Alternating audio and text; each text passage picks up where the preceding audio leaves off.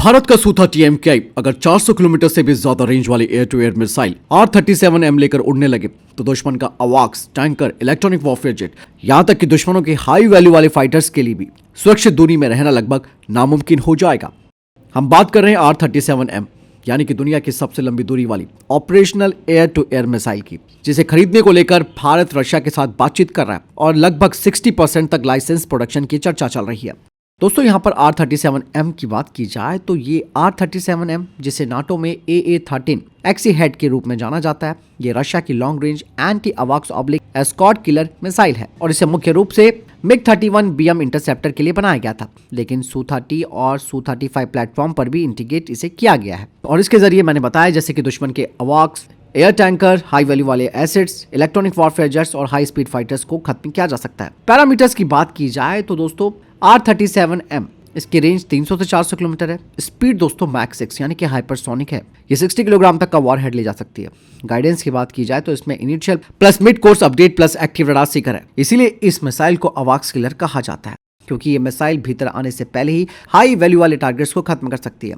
अगर बात भी करें दुनिया भर में जो और मिसाइलें जैसे कि मिट्योर, AIM-120D, PL-15, वो भी इस मिसाइल से बहुत पीछे हैं। MBDA की मिट्योर की बात करें तो इसकी रेंज 200 किलोमीटर के आसपास है। इसका रैमजेट इंजन अच्छा है, पर R-37M की मैक 6 की स्पीड और 400 किलोमीटर रेंज तक ये नहीं पहुंच सकता। बात करते हैं AIM-120D AMRAAM की। इसकी रेंज 160 से 180 किलोमीटर है और ये अमेरिका की स्टैंडर्ड BVR है, पर लॉन्ग रेंज इंटरसेप्शन में ये R-37M के सामने कमजोर है। बात आती है चाइनीज PL-15 की, जिसकी रेंज 200 से 250 किलोमीटर बताई जाती है। इसमें आईएसआर सीकर है जो काफी मॉडर्न है, लेकिन फिर भी रेंज और काइनेटिक एनर्जी में ये R-37M से पीछे है। बात साफ हो जाती है कि R-37M की रेंज ज्यादा है प्लस स्पीड हाइपरसोनिक, यानी कि लॉन्ग रेंज एंगेजमेंट में ये इन तीनों ही मिसाइलों से आगे निकल जाती है। अब बात करते हैं दोस्तों भारत के लिए ये गेम चेंजर क्यों हो सकती है, मतलब एक combo pack Su-30 MKI plus R-37M। Bharat के Su-30 MKI पहले से ही पावरफुल रडार, हैवी पेलोड और लॉन्ग एंड्योरेंस के लिए जाने जाते हैं, लेकिन अगर इनमें R-37M जोड़ दी जाए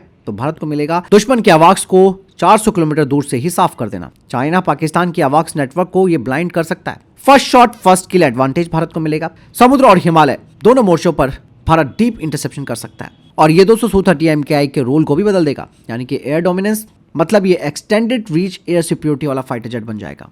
दोस्तों अगर भारत इसे तेजी से खरीदता है और साथ ही 60% लोकल प्रोडक्शन करता है तो इससे कीमत भी कम होगी, रशिया पर निर्भरता भी घटेगी और इवन भारत को मॉड्यूलर, सीकर, प्रपल्सन टेक्नोलॉजी का भी ट्रांसफर मिलेगा। Su-30 MKI के लिए कस्टम इंटीग्रेशन ऑप्शंस बढ़ेंगे और भारत अपने खुद के LRM विकसित करने में तेजी लाएगा। ये चीन की PL-15 और पाकिस्तान के खिलाफ भारत को बड़ा स्ट्रैटेजिक एडवांटेज भी देगी। हालांकि थोड़ी सी यहाँ पर चैलेंजेस भी हैं, जैसे कि Su-30 MKI पर इंटीग्रेशन और टेस्टिंग का समय यहाँ पर ज्यादा लग सकता है। मिड कोर्स गाइडेंस के लिए सिक्योर डेटा लिंक अपग्रेड करना पड़ेगा। भारतीय रडार प्लस रूसी मिसाइलों के जो कंपैटिबिलिटी के मुद्दे हैं वो सुलझाने होंगे और सबसे बड़ी बात यह है कि यहाँ पर ये सारा काम कूटनीतिक चैनलों के माध्यम से ही हो सकता है। हालांकि दोस्तों संभावनाएं तो बहुत मजबूत है, क्योंकि Su-30 MKI का मॉडर्नाइजेशन रोड मैप पहले से चल रहा है, जिसे हम सुपर सुखोई के नाम से जानते हैं।